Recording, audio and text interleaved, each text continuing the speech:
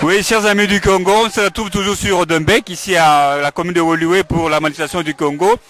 Et à mes côtés, j'ai un monsieur qu'on ne présente plus dans le milieu congolais, c'est monsieur Laurent Lui qui est un député fédéral.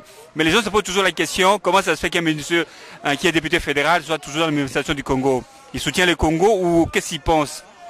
Écoutez, oui, l'important aujourd'hui, c'est de dénoncer ce qui se passe au Congo, le déni de démocratie qui se passe là-bas, les meurtres qui sont commis à longueur de temps. C'est un génocide qui se passe encore en ce moment aujourd'hui.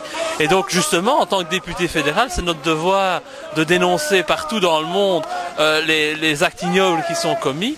Et donc, je pense, ici en Belgique, c'est important, vu les liens qu'on a avec le Congo, que des parlementaires se mobilisent pour dénoncer cette situation, pour revendiquer un changement de pouvoir et qu'on mette enfin au Congo un président qui défende avant tout l'intérêt de la population et non pas des intérêts financiers ou l'intérêt de certains hommes d'État belges.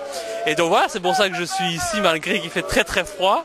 Mais voilà, j'attends que les autres se mobilisent également, viennent sur le terrain, parce que bon, ça fait trop longtemps qu'on entend des belles paroles et ce qu'on veut aujourd'hui, ce sont des actes concrets.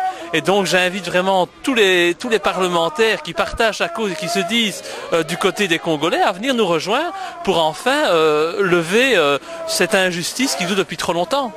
Ça, tout à fait. Mais en parlant de génocide, il y a eu la Shoah. L'être humain avait dit plus jamais ça. Mais au Congo, il y a plus de 8 millions de morts. C'est pas un génocide et pourquoi on en parle? Bah écoutez, c'est évident, mais ça se passe à travers le monde. Il y a plein de pays où des populations sont massacrées. Le plus jamais ça, je vais dire, c'est quelque chose que l'on dit, mais ça dépend des intérêts qu'on défend. Donc, je n'y crois pas vraiment personnellement. Je crois que les dirigeants de ce monde sont certainement prêts à soutenir ces mêmes faits si ça va dans le sens de leurs intérêts. C'est ça qu'on doit défendre, qu'on doit rester mobilisé, parce que des valeurs comme la démocratie, la liberté, la défense des droits de l'homme sont des valeurs essentielles, qui sont souvent bafouées au profit d'intérêts financiers. Et donc, voilà ce qui se passe aujourd'hui au Congo, mais ce qui se passe aussi dans d'autres pays. On doit le dénoncer clairement et pas rester assis devant sa télévision en regardant les images où on voit des gens mourir de faim, être massacrés et se dire, ben voilà, c'est loin de chez moi, on n'est pas concerné, on est tous concernés quand les êtres humains sont massacrés à travers le monde. Donc voilà, je crois que c'est primordial de se mobiliser et je crois qu'aujourd'hui la population congolaise de Belgique, elle se réveille, elle a vraiment cette volonté d'aller jusqu'au bout du combat.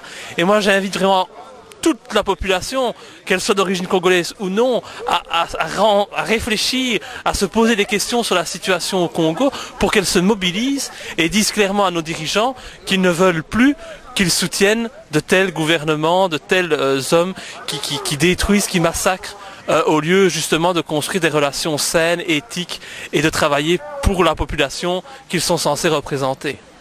Merci beaucoup, messieurs. Merci.